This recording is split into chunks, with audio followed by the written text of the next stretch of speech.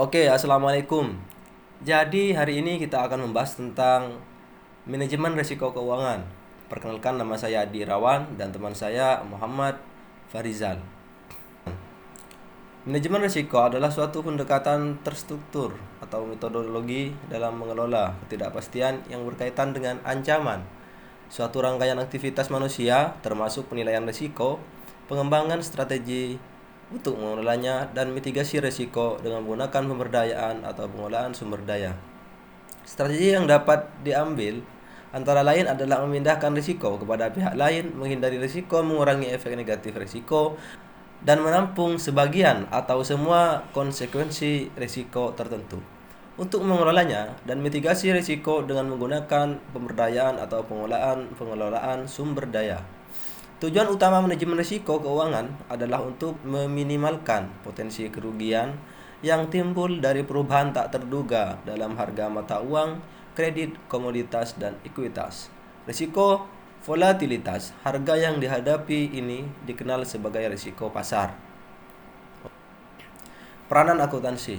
Akuntansi manajemen memainkan peran yang penting dalam proses risiko manajemen. Mereka membantu dalam mengidentifikasi eksposur pasar, mengkuantifikasi keseimbangan yang terkait dengan strategi respon risiko alternatif, mengukur potensi yang dihadapi perusahaan terhadap risiko tertentu, mencatat produk lindung nilai tertentu, dan mengevaluasi program lindung nilai.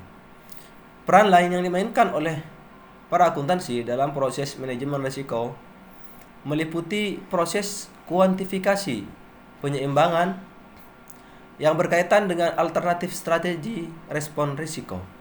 Risiko kurs valuta asing adalah salah satu bentuk risiko yang paling umum dan akan dihadapi oleh perusahaan multinasional. Di dalam dunia kurs mengambang, manajemen risiko mencakup 1. Antisipasi pergerakan kurs, 2. Pengukuran risiko kurs valuta asing yang dihadapi perusahaan, 3. Perancangan strategi perlindungan yang memadai, dan 4. Pembuatan pengendalian manajemen risiko internal. Manajer keuangan harus memiliki informasi mengenai kemungkinan arah waktu dan magnitud perubahan kurs dan dapat menyusun ukuran-ukuran defensif memadai dengan lebih efisien dan efektif. Lindung nilai atas aset dan kewajiban. Keuntungan atas kontrak forward secara efektif telah mengimbangi devaluasi nilai mata uang. Perkiraan margin kotor dan laba operasi dapat dibuat. Diskon kontrak dapat dibuat. Diskon kontrak forward merupakan biaya atas lindung nilai risiko falas. Perlakuan akuntansi yang sama dapat terjadi jika eksportir melakukan perjanjian penjualan untuk mengirimkan barang dan menerima pembayaran dari importer, dan untuk mengirimkan harus segera dan menunggu beberapa saat untuk menerima pembayaran. Jenis kontrak wajib ini dikenal sebagai komitmen mata uang asing.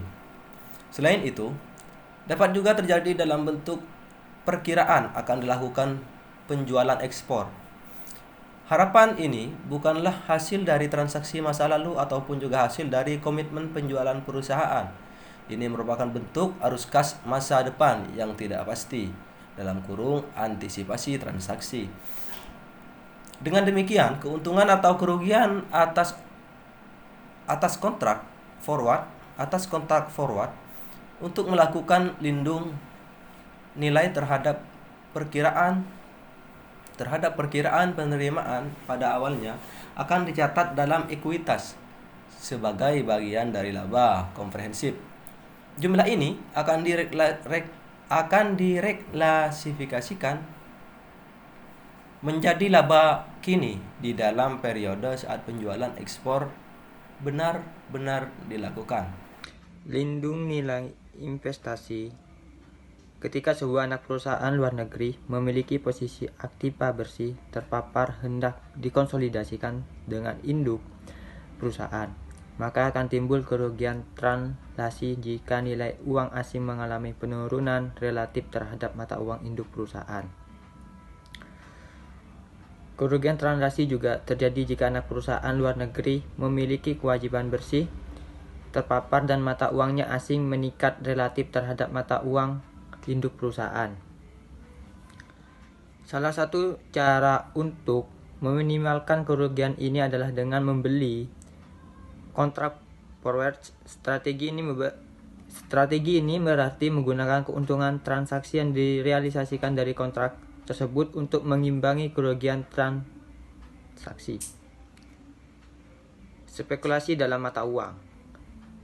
Spekulasi dalam mata uang asing adalah melakukan transaksi jual beli mata uang asing dengan menghadapi tingkat risiko tertentu dengan motif untuk mendapatkan keuntungan dari naik turunnya kurs pada suatu mata uang asing.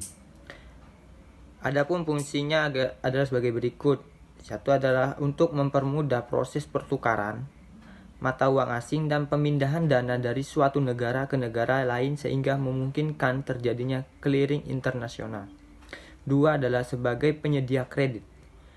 Maksudnya adalah pasar mata uang asing menyajikan kemudahan untuk dilaksanakannya perjanjian atau kontrak jual beli dengan sistem kredit. Yang ketiga adalah untuk membatasi risiko. Maksudnya adalah memberi kemungkinan dilaksanakannya hedging atau membatasi risiko terhadap kemungkinan perubahan harga. 4 adalah spekulasi. Maksudnya adalah melalui pasar mata uang asing, seseorang dapat melakukan spekulasi, menerima, bahkan mencari risiko dengan harapan mendapatkan keuntungan. Adapun untuk pengungkapan atau disclosure artinya memberikan penjelasan yang cukup dan bisa mewakili keadaan yang sebenarnya dalam perusahaan. Pengungkapan merupakan suatu penyajian informasi dalam bentuk laporan keuangan maupun media komunikasi pendukung lainnya tentang suatu perusahaan. Pengungkapan juga harus bisa memberikan tambahan informasi, bukannya mengurangi karena tekanan yang terlalu rinci atau sulit dianalisis. Informasi yang diungkapkan harus berguna, lengkap, jelas, menggambarkan secara tepat mengenai kejadian-kejadian ekonomi dan tidak membingungkan pemakai laporan keuangan dalam membantu pengambilan keputusan ekonomi. Menurut Horiri dan Ghazali 2007, terdapat dua jenis pengungkapan, yaitu pengungkapan wajib, yang mana yaitu pengungkapan informasi yang diwajibkan oleh peraturan yang ditetapkan oleh suatu badan otoriter. Yang kedua adalah pengungkapan sukarela. Pengungkapan ini adalah pengungkapan informasi yang tidak diharuskan oleh peraturan yang ditetapkan, tetapi diungkapkan oleh entitas karena dianggap relevan dengan kebutuhan penggunanya. Terima kasih.